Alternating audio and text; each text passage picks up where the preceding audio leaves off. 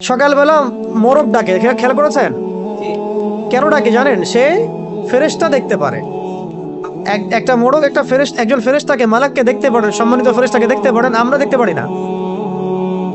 ওই জন্য তখন পড়তে হয় আল্লাহুম্মা ইন্নী আসআলুকা মিন ফাদলিকা, আল্লাহুম্মা ইন্নী আসআলুকা মিন ফাদলিকা। আবার দেখো রাতের বেলা কুকুর চিল্লাচিল্লি করে বেশি। রাতের বেলা কি করে? কুকুর চিল্লাচিল্লি করে বেশি। কুকুরের ডাক শুনলে আমাদেরকে পড়তে হবে আউযু বিল্লাহি মিনাশ শাইতানির রাজিম। কারণ কুকুর দেখতে পারে জিন শয়তান। কুকুরের দৃষ্টি আমাদের দৃষ্টির চেয়ে এখানে প্রখর, সে দেখতে পারে জিন শয়তান, আমরা দেখতে পারি না। একটা মোরগ দেখতে পারে ফেরেশতা, আমরা দেখতে পারি না। তা আমাদের দৃষ্টি খুবই দুর্বল। আমরা আবার এই দৃষ্টি নিয়ে ফেরাউন বলেছিল যে আল্লাহকে দেখতে চায়, নাউযুবিল্লাহি মিন যালিক, তাই না? আস্তাগফিরুল্লাহ। তো এখন কথা হচ্ছে যে রাতের মধ্যে ক্ষতি আছে। এই জন্য রাতের বেলা, এখন তো রাত দিন হয়ে গেছে, দিন রাত হয়ে গেছে, এই কারণে রাতের বেলা যারা দুনিয়াবি কারণে বা ফাহেসা কাজে ব্যস্ত থাকেন, একটা তো দিনই এলেম চর্চা করা, রাত জেগে ইবাদত করা, সেটা তো আলাদা বিষয়, সেটা অনেক বেশি ফজিলতেরও। রাত জেগে ইলম চর্চা করা ফজিলতের। একটু ঘুমাবে, একটু ইলম চর্চা করবে, একটু নামাজ পড়বে, এটা তো অনেক ভালো, এটা দরবেশ বলা কাজ।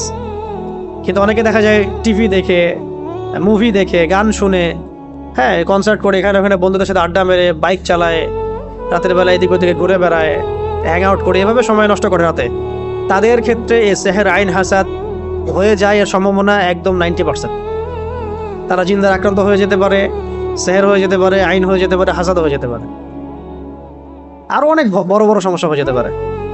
রাতের এই ক্ষতি থেকে আমাদেরকে বাঁচার জন্য অবশ্যই কি করতে হবে? এই সূরা ফালাক, নাস, ইখলাস এগুলো অবশ্যই চর্চা করতে হবে। এবং রাতের বেলা এভাবে বাইরে ঘোরাফেরা করা যাবে না। যদি দিনই কোনো বিষয় হয় সেটা আলাদা বিষয়। দুনিয়াবি কোনো আজে বাজে কোনো বিষয়ে রাত্রি জাগরণ করাটা ঠিক হবে না। আল্লাহ পাক আমাদেরকে বোঝার তৌফিক দান করে। তো রাতের বেলা অনেক ক্ষতি আছে, এই ক্ষতিগুলো থেকে আল্লাহ পাক আমাদেরকে হেফাজত করেন, আমিন। 4 নম্বর আয়াতে আল্লাহ পাক বলেছেন ওয়ামিন, এটা ভালো করে বোঝার, ওয়ামিন শাররিন নাফাসাতি ফিল উকাদ, ওয়ামিন শাররিন, এটা আয়াতটা ভালো করে পড়বেন, ওয়ামিন শাররিন নাফাসাতি ফিল উকাদ। অনেকে নাফাসাত পড়ে ফেলেন, সিন নাই এখানে, ফা আছে। ওয়ামিন শাররিন নাফাসাতি ফিল উকাদ। ওয়া মানে এবং, মিন মানে হতে বা থেকে, আর শার মানে তো ক্ষতি। নাফাসাত শব্দটা হচ্ছে স্ত্রীবাচকের বহুবচন। স্ত্রীবাচক শব্দের বহুবচন, এটা দ্বারা বোঝানো হচ্ছে যে জাদুকরিনী মহিলা, জাদুকরিনী নারীদের কথা বলা হচ্ছে, জাদুকরিনী নারীদের কথা বলা হচ্ছে। এটা কিন্তু প্রমাণিত যে এই বিষয়গুলোতে নারীরা বেশি অগ্রগামী হয়।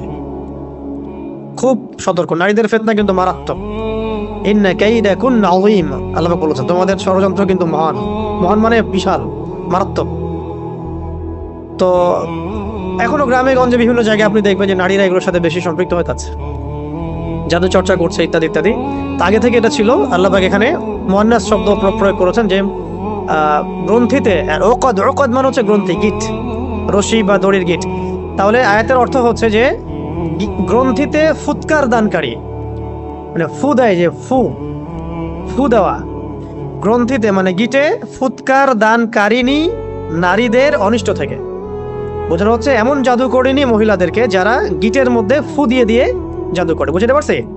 এমন নারীদের অনিষ্ট থেকে আল্লাহ পাক আমাদেরকে আশ্রয় চাইতে বলছেন, যারা গিটের মধ্যে ফু দিয়ে দিয়ে দিয়ে জাদু করে। ঠিক নবী সাল্লাল্লাহু আলাইহি ওয়াসাল্লামের ক্ষেত্রে কি হয়েছিল? এই 11টা গিট দেওয়া হয়েছিল, চুলে 11টা গিট দেওয়া হয়েছিল। এই চুলের কথা বলতে গিয়ে একটা কথা মাথায় আসছিল, তখন ভুলে গেছিলাম। এই যেখানে সেখানে সেলুনে যে চুল কাটি আমরা, এইগুলোতে একটু ঝুঁকি আছে। মানে চুলগুলো কখন কোথায় কি হচ্ছে, আপনার কোন দুশ্মন আপনার চুল নিয়ে চলে যাবে, আপনি তো টের পাচ্ছেন না। ব্যাপারটা বুঝতে পারছেন? তো এর বড় বড় ওলামা একরাম যারা আমি আগে দেখেছি, শুনেছি, যে তারা কিন্তু বাসায় চুল কাটতেন এবং চুল মাটিতে পুঁতে ফেলতেন, কাউকে দিতেন না, দেখতে দিতেন না। কে জানে আবার শত্রুতা করে কেউ যদি চুল নিয়ে চলে যায়, আপনার শত্রু টানে ভাবে থাকতে পারে, আপনি তো বুঝতে পারবেন না। তো যাই হোক, এত বেশি আমার ভয়ের কিছু নাই, কিন্তু ব্যাপারটা কনসিয়াসনেস থাকা দরকার যে চুল মেয়েরাও যেখানে সেখানে ফেলে দিচ্ছে। জাদুর চুল দিয়ে করা যায় আর কি, করেও সাধারণত। চুল দিয়ে করলে মাথায় ইফেক্ট হবে। আবার অনেক সময় দেখা যায়, আমরা দেখেছি যে মেয়েরা চুল বিক্রি করতেছে, গ্রাম অঞ্চলে দেখবেন, খেয়াল করে চুলগুলো কালেক্ট করে বিক্রি করে তারা, আবার পরচুলা বানায় সেগুলো দিয়ে। মারাত্মক, এগুলো ডেঞ্জারাস কাজ আর কি, যে কোনো সময় ক্ষতিগ্রস্ত হয়ে যেতে পারে। তো এখানে বোঝানো হচ্ছে যে এই গ্রন্থিতে ফুৎকার দানকারিনী মহিলাদের অনিষ্ট থেকে আমি আশ্রয় প্রার্থনা করছি। ঠিক আছে। আর শেষের আয়াতে বলা হচ্ছে ওয়ামিন শাররি হাসিদিন ইদা হাসাদ। ওয়া মানে এবং, মিন মানে হতে, আগে জানলেন। শার মানে কি? ক্ষতি। হাসিদ মানে হিংসুক। হাসিদ মানে হিংসুক, মানে যে হিংসা করে। ইসমে ফাইল এটা, যে হিংসা করে। ইদা মানে যখন, হাসাদা মানে সে হিংসা করে। মানে হিংসুকের অনিষ্ট থেকে যখন সে হিংসা করে, হিংসুকের অনিষ্ট থেকে যখন সে হিংসা করে। হিংসা ঈর্ষা কিন্তু এক না।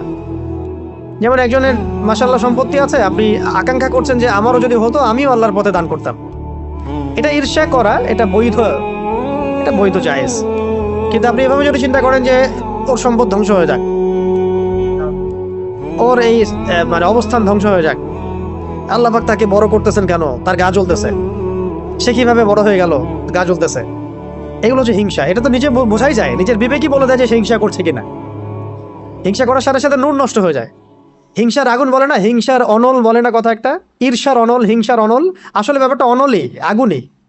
হাদিসের মধ্যে এসেছে যদি কোনো ব্যক্তি হিংসা করে, একজন ব্যক্তি কাউকে হিংসা করে, তাহলে তার নেক আমলগুলো ধ্বংস হয়ে যায়, ঠিক যেইভাবে আগুন কাঠকে খেয়ে ফেলে। আগুন যেভাবে কাঠকে খেয়ে ফেলে, এইভাবে হিংসা নেক আমলকে খেয়ে ফেলে। তাই যখন কেউ হিংসা যদি কেউ করে ফেলি, আল্লাহ না করুক, আমাদেরকে আল্লাহ পাক এখান থেকে হেফাজত করেন, যদি কেউ করে ফেলে আপনি নিজেই বুঝতে পারবেন যে আপনার ভিতরটা জ্বলতেছে। এটা কিসের আগুনে জ্বলতেছে? হিংসার আগুনে জ্বলতেছে। এবং এই জ্বলা থেকে দাড়ি টুপিওয়ালা মানুষরাও বাদ দেয়। ঠিক আছে, কোনো কোনো ক্ষেত্রে অগ্রগামীও হইতে পারে, বেশি জ্বলে, অনেকের বেশি জ্বলে না, বেশি জ্বলে। তো হিংসা থেকে বাঁচতে হবে।